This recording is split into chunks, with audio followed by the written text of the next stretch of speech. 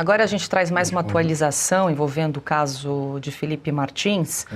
O ministro do Supremo, Alexandre de Moraes, deu 5 dias para a defesa de Felipe Martins explicar um suposto descumprimento de medidas cautelares impostas no âmbito da suposta ação do golpe.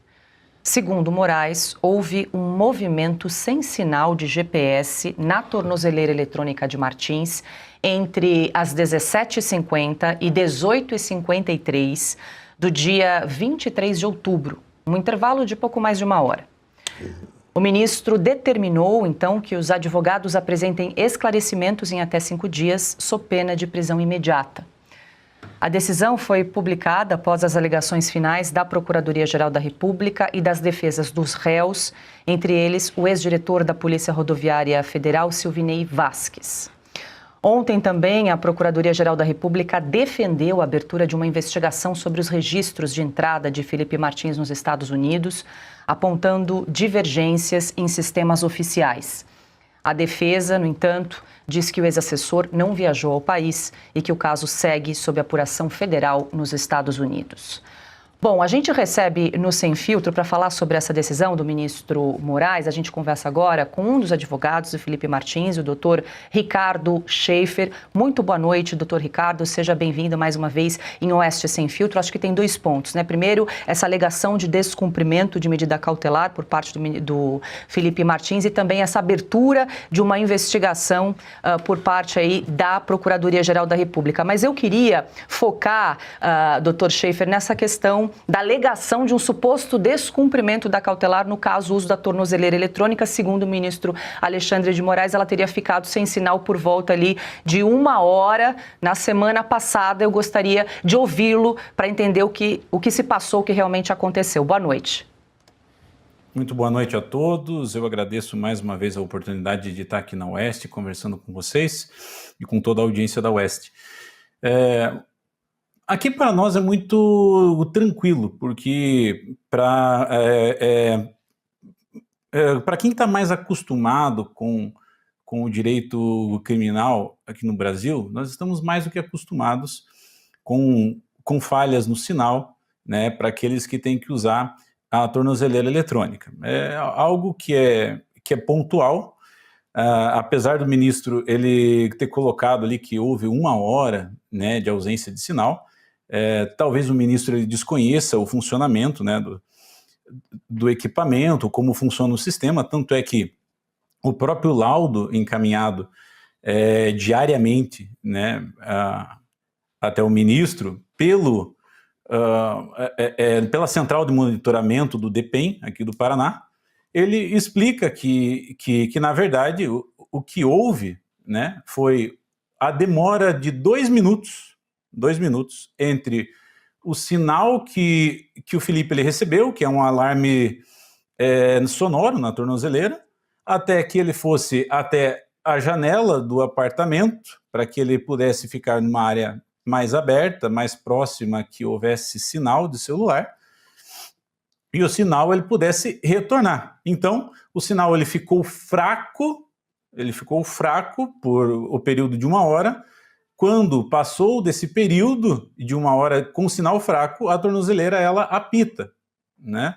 Então ela pede para que você vá até um local mais aberto, que foi exatamente o que ele fez, que demorou 2 minutos, ou seja, entre o Felipe ele sair do seu quarto, que provavelmente onde ele estava, até ele ir até a frente do apartamento, que é próximo à rua, e como ele tem feito isso várias e várias vezes.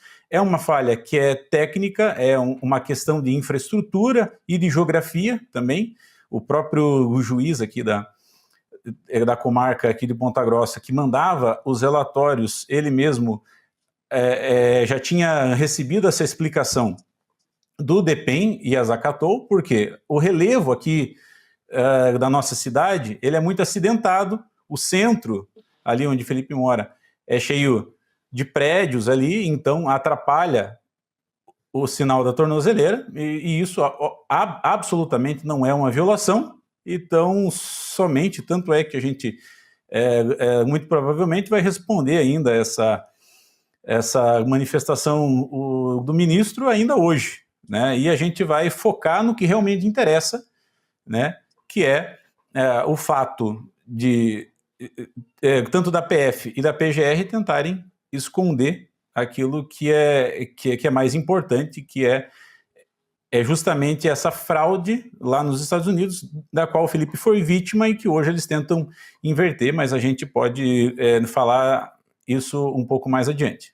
Perfeito, doutor Ricardo. Então, só para fechar essa questão, essa oscilação de sinal já aconteceu em outras oportunidades em relação à tornozeleira, no caso do Felipe? Já, absolutamente, porque é perfeitamente normal, comum, inclusive, há orientações claras quando o Felipe ele foi para colocar o equipamento, né, ele recebeu uma cartilha ali com telefone, com 0800 e tudo mais, explicando como é o funcionamento, o aviso que dá quando a bateria está fraca, o aviso que ele dá quando há essas falhas de sinal. Então, só que, veja, a falha de sinal, tanto é que a falha de sinal, ela foi, inclusive, um impedimento para que eles pudessem acionar a tornozeleira quando o Felipe ele estava saindo. Vocês acompanharam aqui na Oeste que o Felipe ele ficou mais de 8 horas no presídio com alvará de soltura sem poder sair, porque foi exigido que ele colocasse a tornozeleira, e mesmo assim não foi possível, porque ele lá, ali no presídio, o sinal estava fraco, né? E não havia para onde ir, né? Sem sair, obviamente, da unidade, que desse sinal. Por isso, assim como todos os procedimentos padrões, ele assinou um termo e depois ele foi lá e fez a colocação. Tanto é que, se você olhar o laudo, né, que foi enviado, o próprio DPEM, que cuida disso, ele fala que não houve violação. Então, essa notícia ela precisa ser corrigida, porque, apesar do ministro Alexandre de Moraes chamar de violação, tecnicamente é impreciso, assim como várias coisas são imprecisas, para dizer o mínimo, nas decisões do ministro. Doutor Ricardo, vou incluir meus parceiros de bancada também nessa conversa. Vou chamar a Ana e já aproveito para agradecer ela que fez a intermediação, né, o convite para tê-lo conosco nessa noite. E a Ana, claro, acompanha muito de perto o caso do Felipe Martins. Diga, Ana. Boa noite, doutor Ricardo. Obrigada pela entrevista. Doutor Ricardo, eu quero tocar no outro ponto em relação ao caso Felipe Martins nas últimas 24 horas, né? Parece que a perseguição é implacável, toda hora aparece alguma coisa. Eu queria perguntar ao senhor sobre a Procuradoria-Geral da República agora estar pedindo uma investigação para esclarecer registros do Felipe Martins nos Estados Unidos. E aí esse trechinho da PF, da Polícia Federal e repetido pela PGR, que cita que em 10 de outubro o CBP confirmou que dados do Felipe Martins constaram no sistema migratório para entrada no país em 30 de dezembro de 2022. Doutor Ricardo, o senhor sabe que eu tenho acesso à comunicação do CBP e à defesa do Felipe Martins aqui nos Estados Unidos, e isso é um dado falso, não é nenhum dado distorcido ou que falta contexto. É um dado completamente falso, colocado no ofício da Polícia Federal e repetido agora pela PGR. Qual é a posição, qual é a ação da defesa diante de um dado inverídico, que não consta em documento algum, principalmente um documento dos Estados Unidos? Então, Ana, muito obrigado pela sua pergunta, e é exatamente isso. A manifestação da PGR e da PF, mais especificamente do delegado Fábio Schor, que antes assinava as suas peças sempre acompanhado de outros delegados e agora passa a assiná-las sozinho,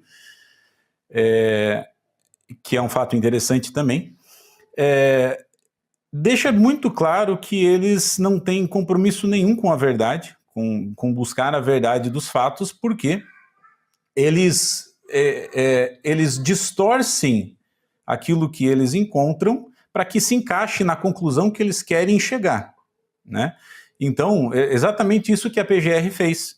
Ela inverteu completamente o sentido da nota do CBP, né, que disse que Felipe Martins não entrou, E, acompanhando aquilo que a PF disse, ela tentou dizer que, na verdade, Felipe Martins ou entrou, ou forçou uma entrada, ou simulou alguma coisa, o que não faz o mínimo sentido lógico, e que também ele... e mesmo assim, quando eles admitem a possibilidade de que Felipe não entrou, né, eles tentam inverter, eles tentam subverter a ordem dos fatos, das comprovações. Eles falam que houve um registro de entrada do Felipe, quando, você bem sabe, quem acompanha aqui na Oeste está cansado de saber, nunca houve registro do Felipe antes de Felipe Martins estar preso. O primeiro registro que houve foi um registro falso que aconteceu em abril de 2024, quando Felipe Martins estava preso. Então, é absolutamente mentirosa a manifestação da PGR, tenta induzir em erro, porque eles não falam no processo. Sempre que eles falam com a mídia e com a opinião pública. É isso que eles fazem. Eles trabalham, eles fazem jogos linguísticos ali, mudam termos, o significado desses termos para tentar beneficiar a narrativa deles, que absolutamente é falsa, é absolutamente risível, e mais uma vez, essa tentativa de colocar, inclusive hoje, né, esse pedido de explicações, né, de uma violação. Bom, o Felipe, ele está, deixa eu conferir aqui, se eu não me engano, 15 meses usando a tornozeleira e não cometeu nenhuma violação, nunca houve nenhum problema, mas agora eles vêm justamente dando 5 dias para que a gente responda. Ele que gosta tanto de dar 24 horas, 48 horas, ele deu 5 dias, que por acaso coincide com o prazo que nós temos para responder essas absurdidades do Fábio Shor e do PGR, pedindo essa investigação de quem foi vítima de uma fraude, né? O que está acontecendo aqui é o que há de previsto no artigo 14A da lei de abuso de autoridade, que é você culpar a vítima. Aquela história do, ela foi assediada porque estava com vestido curto. Esse artigo ele surgiu por causa disso. E é basicamente isso. O que a autoridade que está investigando esse caso, que deveria se preocupar com a verdade dos fatos, não, ele culpa a vítima da fraude, né? Então, é algo completamente absurdo, e nós sabemos que toda essa movimentação é porque eles sabem que, sim, as investigações nos Estados Unidos estão muito avançadas e quem tiver que ser responsabilizado será. Diga, Augusto. Ricardo, muito obrigado pela entrevista. Eu queria desfazer uma dúvida, porque eu realmente não entendi a acusação, entre aspas, aí, que fizeram ao Felipe Martins, e que ele teria forjado uma entrada nos Estados Unidos que realmente não aconteceu. Se isso acontece, como é que o Felipe Martins ia forjar uma entrada que serviria como prova contra ele? Isso realmente aconteceu? A Polícia Federal chegou a esse ponto? E qual seria o interesse dele, né, Augusto? E qual seria o interesse do Felipe em fazer isso? E veja, Augusto, esse tema, né, ele não nos surpreendeu nessa manifestação ali da agora da PGR mais da PF, porque eles já haviam feito isso no processo. Quando eles finalizaram o inquérito, eles já ensaiaram isso. Eles vieram, né, ali no processo, quando eles encerraram, né, as investigações e então encaminharam lá para a PGR para eles elaborarem a denúncia, eles reconhecem que Felipe não viajou, mas que ele teria simulado, né, ele teria forjado uma entrada para ser preso e acusar a PF de autoritarismo, né, que é uma tese absolutamente esdrúxula. Felipe Martins, além de um agente secreto dos mais avançados nessa teoria para poder manipular o sistema de imigração americano, né? Ele anteviu que haveria uma investigação sobre ele no futuro, né? Então ele simulou uma viagem para os Estados Unidos, e aí no dia seguinte ele compra uma passagem no próprio nome, uma passagem aérea no próprio nome, ele viaja com o próprio Uber, ele vai para a casa do sogro, e lá ele permanece usando o seu próprio celular. Isso eu falo por causa dos dados de geolocalização, que a PF já tinha desde outubro de 2023, ou seja, 5 meses antes da prisão. E mesmo assim, eles preferem ignorar tudo isso, né, e tentar dizer que o Felipe Martins, que nesse exemplo esdrúxulo dele seria o agente secreto mais habilidoso e ao mesmo tempo mais burro da história, né? Porque ele vai lá, forja toda uma viagem para depois ser facilmente encontrado em Ponta Grossa, no Paraná. Além de ser absolutamente infundado, ele não traz nenhum fato novo, ele não traz absolutamente nenhuma prova. Tudo que eles fazem é pegar a nota do CBP, que é muito clara em falar que Felipe Martins foi vítima. O CBP, ele reprova a atitude do ministro Alexandre de Moraes em usar esses dados, que inclusive violam a espécie de LGPD deles lá, né, de Lei de Proteção de Dados. Eles cometeram diversas violações e o delegado Fábio Schor admite isso em depoimento. Admite que eles foram lá, estava em fonte aberta, quando não é, o próprio site do CBP deixa muito claro isso. Quando eles, depois do Felipe preso, eles correm atrás para tentar fazer um retcon, ou seja, tentar recontar a história para tentar ver se encaixa agora no resultado que aconteceu agora, né? Eles tentam voltar e recontar o passado, mas eles não contavam que nós iríamos sim até o fim, né? Eles contavam sim que Felipe em algum momento iria ceder, não resistiria à pressão, iria ser perseguido como foi dentro do sistema penitenciário e acabaria fazendo uma espécie de acordo de delação ou qualquer coisa do tipo. Doutor Ricardo, nós temos tempo para uma última pergunta. Carlo Cauti. Doutor, muito boa noite, obrigado por estar conosco. Eu queria lhe perguntar uma opinião sobre esta peça da Polícia Federal, Fábio Schor, no caso, né, o delegado Fábio Schor, que depois foi também endossada pela PGR, que basicamente acusa jornalistas e advogados de criticarem esta investigação e, portanto, estarem minando a democracia brasileira. Qual que é a sua opinião sobre isso? O que o senhor acha e assim, os fundamentos desse documento assinado por um delegado da Polícia Federal e endossado pelo Procurador-Geral da República? Isso é perigosíssimo, Cauti. É um precedente absurdo, tanto é que nós já apresentamos, né, uma representação na OAB e pedimos providências, porque basicamente o que o delegado Fábio Schor fez nisso, ele que é uma autoridade que está conduzindo a maior ação do Brasil, ele simplesmente vem até o juízo, culpa a vítima e culpa os seus advogados. E veja, ele culpa os seus advogados de estarem vindo a público e, por causa do seu prestígio, usando do seu prestígio, desacreditando as autoridades e as provas. Ou seja, como ousa um advogado vir até um processo e, para defender o seu cliente, desacreditar as provas apresentadas contra ele?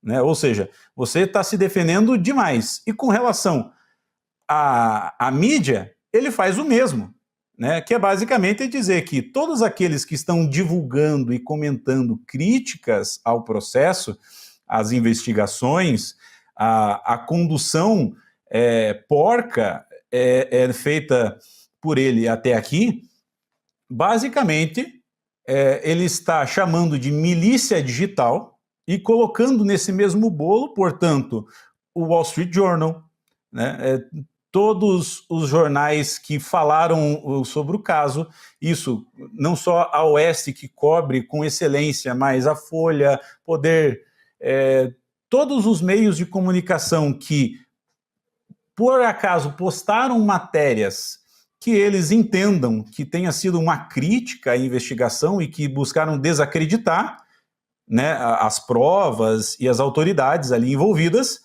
ele acusa de usar métodos de milícia digital, né, e, portanto, ele pede a abertura de uma nova investigação. É óbvio que isso é um movimento autoritário, é um movimento de intimidação para calar aqueles que estavam falando e criticando. Quando o caso Felipe Martins ele ficou grande, nós recebemos relatos, sim, de jornalistas dizendo que pessoas da PF vinham até eles e diziam, não comenta isso, não fala disso, em tom ameaçador, e não passa muito diferente disso agora. Ou seja, todos aqueles veículos que minimamente têm algum temor a serem investigados ou passarem por um tipo de processo como esse, né, eles vão se acovardar e, como já vem acontecendo na grande mídia, né, eles vêm tentando abafar o caso do Felipe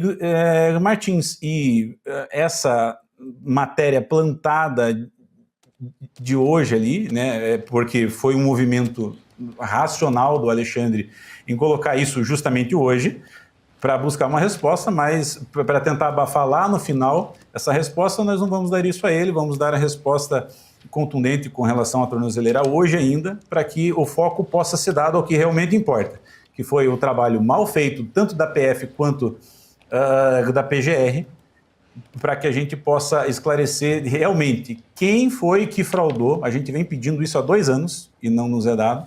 Quem fraudou os documentos de Felipe Martins e a quem interessou. Se há um mandante ou não, nós vamos descobrir. Doutor, diga, Augusto. Vou reiterar. Eu acuso o delegado Schor de forjar provas para tentar prender o inocente. Doutor Ricardo, rapidamente, a OAB se manifestou em relação a essa tentativa aí de criminalizar a advocacia? A OAB nacional, alguma seccional estadual? Ainda não. A OAB ela tem um costume que eu reprovo absolutamente, que é de sempre dizer que a OAB ela não foi provocada. Nesse caso ela foi também, mas é um caso tão gritante, é um caso público, né? Que ela deveria se manifestar sem que houvesse ao mesmo uma provocação. Mas, mesmo assim, nós já provocamos, porém, ainda não houve absolutamente nenhuma manifestação, a não ser aqui para os advogados, né? Eu protocolei e recebi o e-mail de confirmação, dizendo que eles vão apurar, que realmente é um caso que merece atenção da OAB Nacional, mas publicamente não houve nenhum tipo de manifestação e que é necessário. Nós já vimos que a OAB, quando se manifesta, quando se posiciona de maneira firme, concreta, sim, há resultados efetivos, né? Tanto é que quando eu e o doutor Chiquini fomos desconstituídos, quando nós reclamamos à OAB, a OAB prontamente viu que aquilo era um precedente horrível, um precedente perigosíssimo para a advocacia em todo o Brasil. Eles foram até o gabinete do ministro Alexandre de Moraes e sim, com a pressão feita da maneira certa e contundente, eles conseguiram o resultado, e é só isso que a gente espera desse órgão, que é a Ordem dos Advogados do Brasil. Doutor Ricardo Schaefer, agradeço muito os esclarecimentos em relação ao caso do Felipe Martins. Obrigada mais uma vez pela gentileza de conversar conosco em Oeste Sem Filtro. Uma boa noite, bom trabalho. Sou eu quem agradeço e uma boa noite a todos.